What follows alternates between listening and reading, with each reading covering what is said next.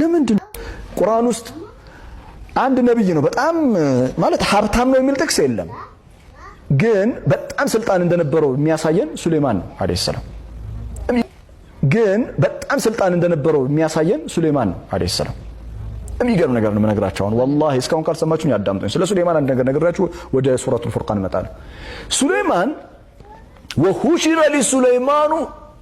جنوده من الجن والإنس والطير فهم يوزعون ለሱሌማን ወታደሮቹ ተሰለፉበት ከጅኖችም ተሰለፉለት ከጅኖችም ከሰዎችም ከአዋፍትም ይላል አንተ እንዴት አይነት ንግስና ነው ሲጥም ይሄ ንግስና አይደለም ኖሮ ስትሰማው ራሱ ይጥም ለጆሮ ራሱ ይጣፍጣል ምን አይነት ንግስና አልኩ ጅን ወታደሮቹ ናቸው ተሰልፈዋል ሰው ወታደሩ ከላይ አዋፎች ተሰልፈዋል ይሄንን የቪዲዮ ሪኮርድ እውነቴን ነው ነገር የሱሌማን ስልጣን በጀነት ውስጥ አላህ በስክሪን ቢያሳየኝ ደስ ይለኛል በጣም የሚያምር ውብ ነው እና ሱሌማን አለይሂ ሰላም አዋፍቶችን ያናገራል ሱሌማን ከጉንዳን ጋር ያወራል የሱሌማን ስልጣን በጣም ፓወርፉል ነው የሚገርም እንደዛ ሆኖ ሱሌማን ሀብታም ነው አይደል ቁርአን ለሱሌማን የተሰጠው ስልጣን ግብና ዓላማ ነበረው ለዛ ዓላማ አስፈጸመ ለዛ ነው ቁርአን ውስጥ ብቸኛው ነብይ እደግመዋለሁ ብቸኛ ነብይ